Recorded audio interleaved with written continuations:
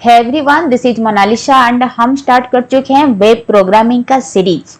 तो ये रहेगा इसका लेक्चर 3 एंड आज का सेशन में हम डिस्कशन करने वाले हैं how to design an online bill payment form using HTML।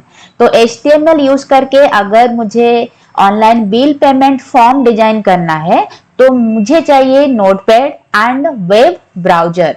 तो इसमें हम लिखेंगे अपना HTML कोडिंग एंड उसको ब्राउजर के थ्रू में रन कराएंगे। तो मैंने अपना नोटपैड ओपन कर लिया है। इसमें हम कैसे फॉर्म डिजाइन करेंगे, पहले तो हम HTML डॉक्यूमेंट यूज करना चाह रहे हैं, HTML का कोड वगैरह यूज करना चाह रहे हैं। So we have to write तो HTML टैग। उसके बाद हम लिखेंगे बॉडी टैग। तो बॉडी टैग हम क्यों लिख रहे हैं, क्योंकि HTML यूज करके अगर हम कुछ भी डिजाइन वगैरह करना चाह रहे हैं, अपना वेब पेज को डिजाइन देना चाह रहे हैं, तो हमें सारा कुछ चीज जो है बॉडी टैग के भीतर में लिखना होता है। तो इसीलिए हम बॉडी टैग का यूज करेंगे। लेट मैं यहाँ पे body BG colour is equal green या फिर येलो दे देती हूँ, येलो दे दिए। दैट मीन्स कि आप जब इसको यूज करेंगे, जब आप इसको रन कराएंगे तो आपका जो वेब पेज है उसका बैकग्राउंड कलर येलो दिखेगा। तो BG colour means background colour. तो कलर में यू आप नहीं लिखेंगे, तो COLOR रहेगा।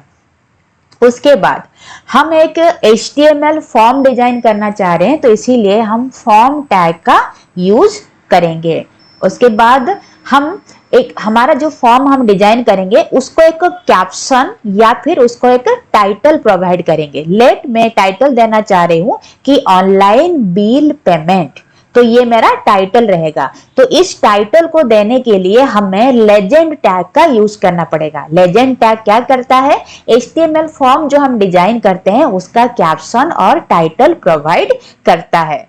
तो ये जो लेजेंड टैग है तो उसको हम फील्ड सेट टैग के भीतर में यूज करेंगे। ये जो फील्ड सेट टैग क्या करता है कि हम जितना भी कंपोनेंट्स अपना फॉर्म में रखेंगे, चाहे वो बिल डेट हो, चाहे वो अपना फोटोग्राफ्स हो, चाहे सबमिट बटन हो, चाहे आपका नाम हो, वो सारा जितना भी कंपोनेंट्स है सबको ग्रुपिंग करने के लिए हम फील्ड सेट टैग का यूज करते हैं। ग्रुप करने के बाद हम एंटायर ग्रुप का एक टाइटल या फिर कैप्शन प्रोवाइड करते हैं यूजिंग लेजेंड टैग। तो हम लिखे यहाँ पे फॉर्म, उसके बाद हम लिखेंगे फील्ड सेट टैग। इसके भीतर में हम क्या लिखेंगे, लेजेंड टैग। लेजेंड टैग लिखे, दैट मीन्स लेजेंड टैग हम दिए, that means we have to provide a caption or title to our HTML form। तो टाइटल का नाम क्या रहेगा, लेट मैं देना चाह रही हूँ ऑनलाइन बिल पेमेंट, तो उसको मैं एक हेडिंग टैग के भीतर में रखूंगी। Heading tag let that is H1 and यहाँ पे लिख रही हूँ ऑनलाइन बिल पेमेंट। अब मैं यहाँ पे H1 टैग को क्लोज करा रही हूँ। H1 is the heading tag. ऐसे हमारा 6 तरह का हेडिंग टैग है। तो H1 टैग के भीतर में आप जो भी कुछ लिखते हैं तो वो सबसे बड़ा वाला फॉन्ट में दिखता है। जैसे ही आप H2 H3 ऐसा करके जाएंगे तो आपका जो फॉन्ट का साइज है वो कम होते जाता है। तो इसीलिए हम ऑनलाइन बिल पेमेंट को H1 टैग के भीतर में रखें सो दैट हमारा जो टाइटल है वो बहुत ही ज्यादा प्रोमिनेंट दिखे। अब हम कैप्शन तो दे दिए, यहाँ पे कैप्शन का नाम क्या हो गया या फिर टाइटल का नाम क्या हो गया, ऑनलाइन बिल पेमेंट। तो इसको अब मैं लेजेंड टैग को क्लोज करा देती हूँ बिकॉज कि मेरा जो टाइटल वाला काम था वो हो चुका है। अब देखिए इसके भीतर में मैं क्या लिखना चाह रही हूँ, पहला तो मैं लिखना चाह रही हूँ बिल डेट। तो लेट में डिजाइन कर रही हूँ यहाँ पे बिल डेट।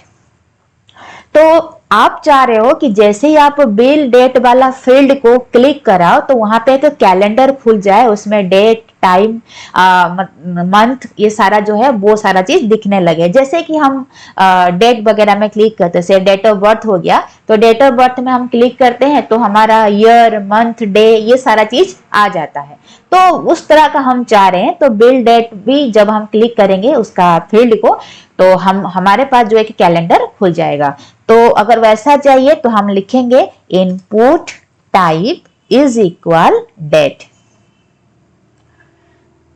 तो ये जो लिखे इसमें काम क्या हुआ कि हमारा बिल डेट एक फील्ड बन गया, दैट मीन्स एक टेक्स्ट बॉक्स बन गया, जिसके भीतर में हम अगर क्लिक करते हैं तो हमें एक कैलेंडर खुलते हुए दिखेगा, जिसमें ईयर रहेगा, मंथ रहेगा एंड डे रहेगा।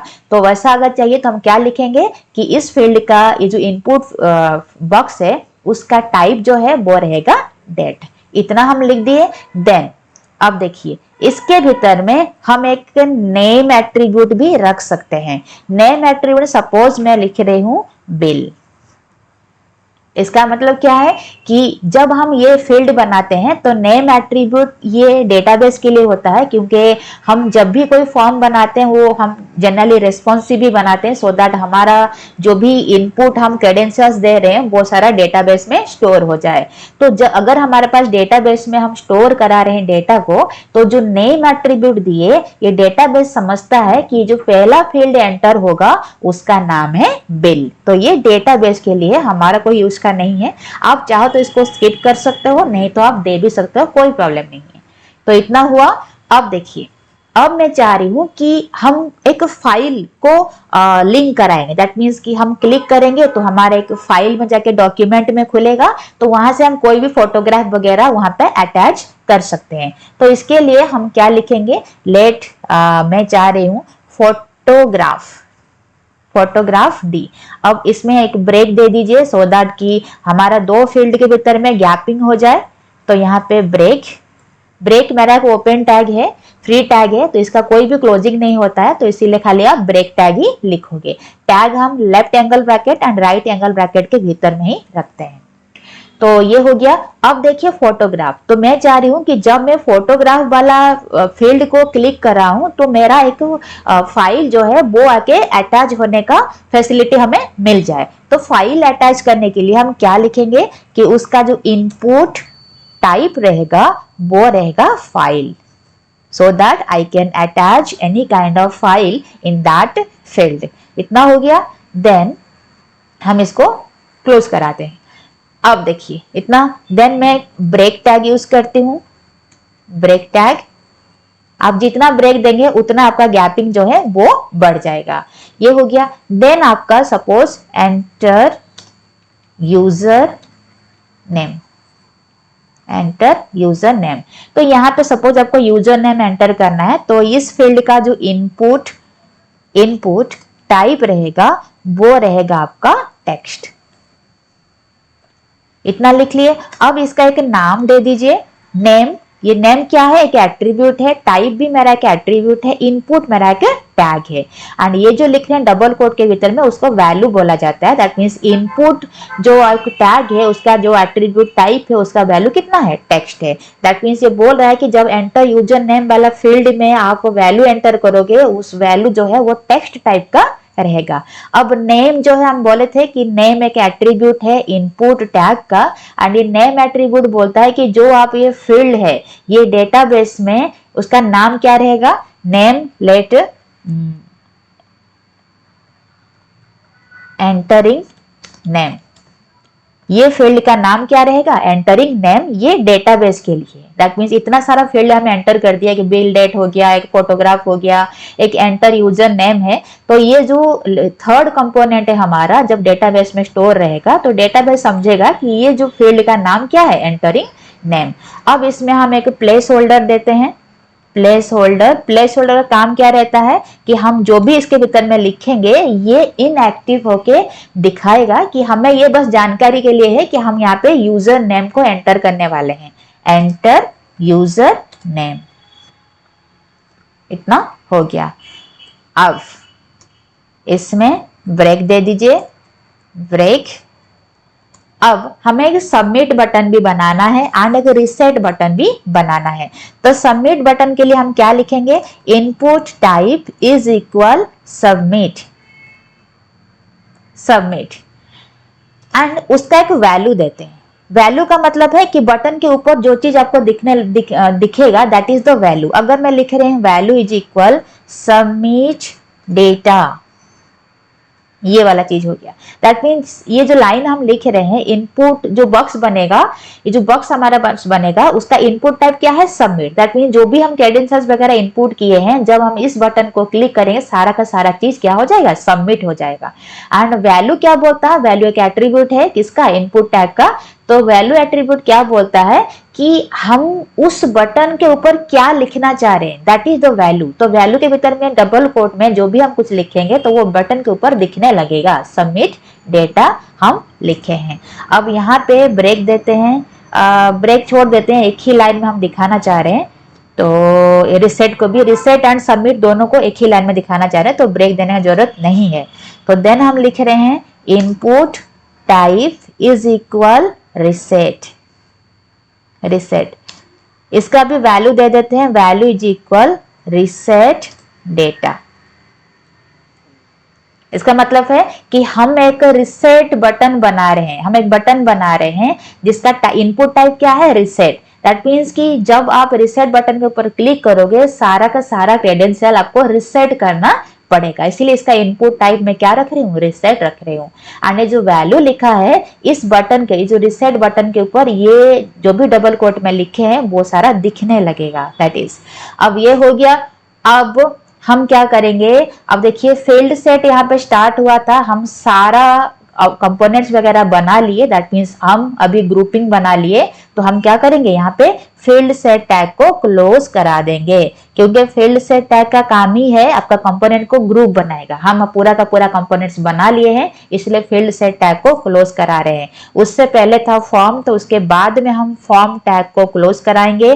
देन उसके पहले था बॉडी, देन बॉडी टैग को उसके बाद में हम क्लोज कराएंगे। देन सबसे पहले था HTML, इसलिए सबसे लास्ट में हम HTML टैग को क्लोज कराएंगे। तो ये सारा चीज हो गया।